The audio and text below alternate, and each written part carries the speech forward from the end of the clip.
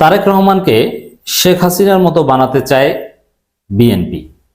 BNP নেতাদের দৃষ্টিভঙ্গি স্পষ্ট যে তারা তারেক রহমানকে শেখ হাসিনা বানাতে চায়।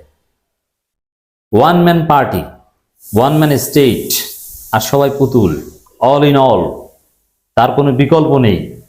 তিনিই সবকিছু, তিনিই মহান, তিনিই মানে বাংলাদেশ। এই যে শেখ হাসিনা ক্যারেক্টারগুলো, তারেক রহমানকে এখন সেই ক্যারেক্টারগুলো বিএনপি নেতারা দিচ্ছে। আমরা এই আলোচনা যাওয়ার আগে স্পষ্ট করি, বাংলাদেশটা বাংলাদেশের মানুষের, এখানে বিকল্পের কোনো অভাব নেই।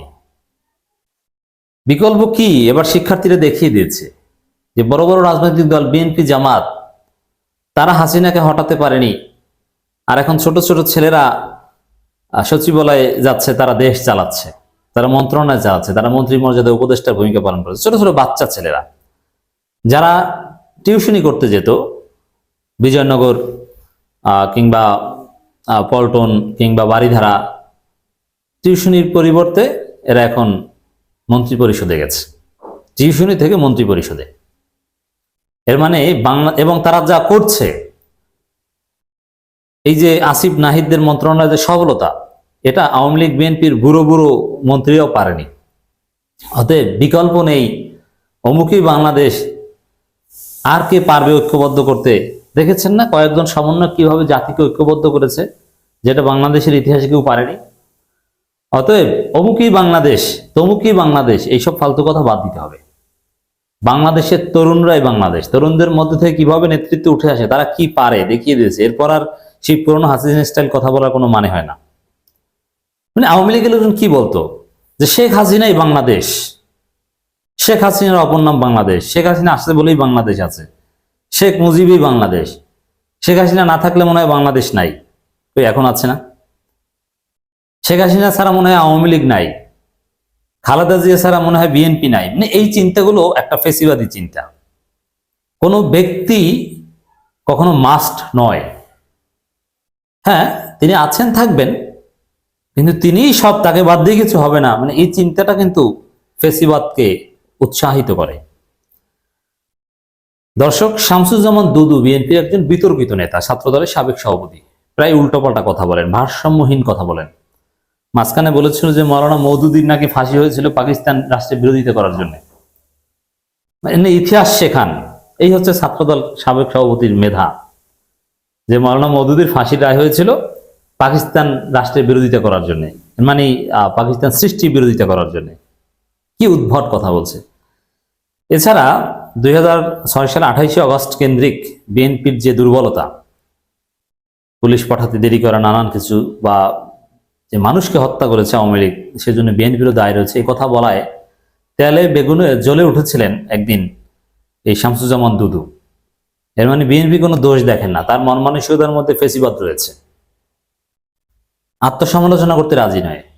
আবার এই দুদু সাহেবই 2023 সালে বলেছেন এই সরকার সেপ্টেম্বরের মধ্যে শেষ, অথচ তারা 2041 সাল পর্যন্ত বিএনপি কিচ্ছু করতে পারত না, চাই নেই করতে। এই দুদু তারেক রহমানকে একমাত্র মাস্টার মাইন্ড বানিয়েছেন। অতএব তারেক রহমানকে এই দুদু সাহেবদের মতো যারা আছে তারা শেখ হাসিনা বানাতে চায়, একমাত্র মাস্টার মাইন্ড। মাস্টার মাইন্ড বললেও মেনে নিতাম, যদিও Tarique Rahman one of the master মাইন্ডসও না। এই শেখ হাসিনার পতন আন্দোলন, এটা শিক্ষার্থীদের আন্দোলন। বিএনপি নিজেরাই বলে দিয়েছিল তারা কোটা সংস্কার আন্দোলনের সাথে সরাসরি জড়িত। তবে বিএনপির মাঠ পর্যায়ের নেতাকর্মীদের অবশ্যই অংশগ্রহণ ছিল, তারা জীবন দিয়েছে।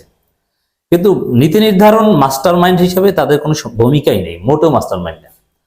বরং শিক্ষার্থীরা প্রস্তাব দিয়েছে, বলেছিল 19 তারিখ 20 তারিখ জুলাইয়ের, যে আপনাদের ছেলেদেরকে মাঠে নামান, আপনারা নামেন, একটা গণ অভ্যুত্থান ঘটিয়ে দিই।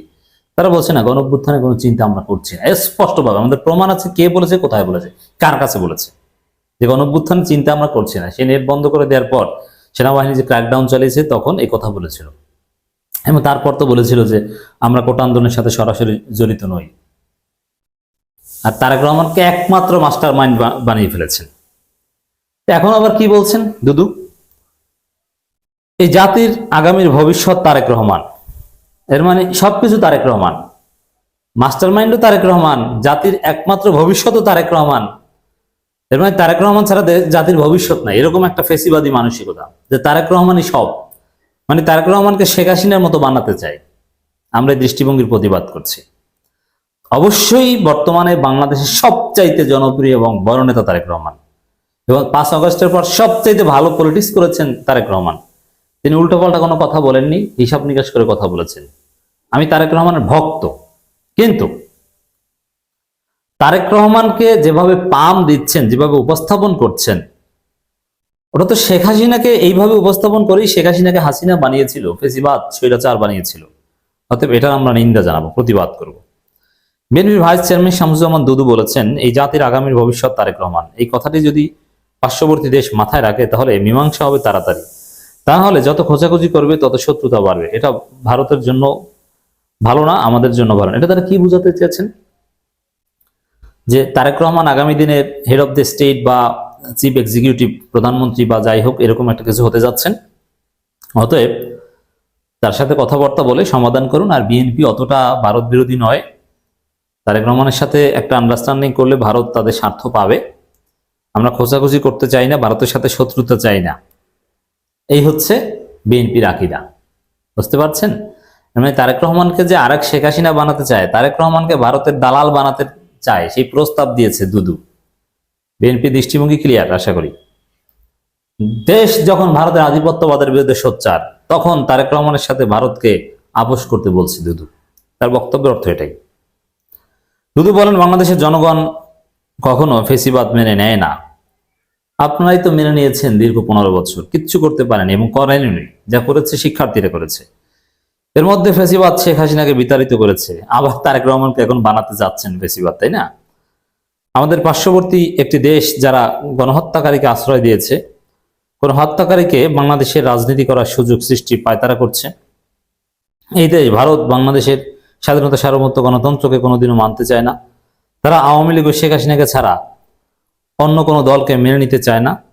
আমি এই দেশকে স্পষ্টভাবে বলবো, বাঙালি জাতি কারো কাছে মাথা নত করার জাতি না। বাঙালি জাতি বিশ্বের অন্যতম বীরের জাতি। কেউ যদি মনে করে চাপ দিয়ে নিয়ন্ত্রণ করা যাবে, তাহলে তারা ভুল ভাবছে। চাপ দিয়ে নিয়ন্ত্রণ করা যাবে, আপনারা তো অলরেডি বলছেন যে খোঁচাখুচি করতে চাইনি। এর মানে কি চাপাচাপি আপনারা চান না? তারেক রহমান আগামী দিনের ভবিষ্যৎ, অতএব তার সাথে যোগাযোগ করেন, এটা বলেছেন না? আপনাকে জনগণ চিনে গিয়েছে যে আপনি ভারত সম্পর্কে কি আকীদা লালন করেন। তিনি বলেন, দেশের এই কঠিন সময়ে জাতির ঐক্য প্রয়োজন। ফ্যাসিবাদের বিরুদ্ধে লড়তে হলে ঐক্য দরকার। যে কোনোভাবে আমাদের জাতির ঐক্য রক্ষা করতে হবে, ঐক্যবদ্ধভাবে থাকতে হবে। যে ঐক্যের মাধ্যমে আমরা স্বাধীনতা পেয়েছি, ঐক্যবদ্ধ থাকলে স্বাধীনতা, গণতন্ত্র রক্ষা করা সম্ভব। কি ঐক্য? ঐক্যটা কিসের? যে ভারতের বিরুদ্ধে বেশি কিছু বলা যাবে না, খোঁচাখুচি করা যাবে না, সেই ঐক্য চান? কিন্তু না, আমরা সেটা চাই না। আমরা চাই ভারতকে এবার সোজা করতে। আমরা 5 আগস্ট স্বাধীন হয়েছি, আর বিএনপি এটাকে স্বাধীনতা বলতে নারাজ, বিপ্লব বলতেও নারাজ। আমরা স্বাধীন হয়েছি কার থেকে? এটাকে আমরা দ্বিতীয় স্বাধীনতা বলি। দ্বিতীয় স্বাধীনতা বলে বিএনপি কষ্ট পায়, না না, দ্বিতীয় স্বাধীনতা বলবেন না। আমরা অবশ্যই দ্বিতীয় স্বাধীনতা বলবো। আমরা স্বাধীন হয়েছি ভারত থেকে।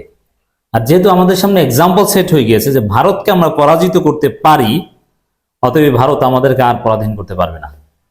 ভারতকে পরাজিত করা সম্ভব, এই এক্সাম্পল যেহেতু 5 আগস্ট সেট হয়ে গিয়েছে, অতএব স্পষ্ট ভারত বাংলাদেশকে আর পরাধীন করতে পারবে না। আর দুদু সাহেবরা যতই তলে তলে পানি খাক, লাভ নেই।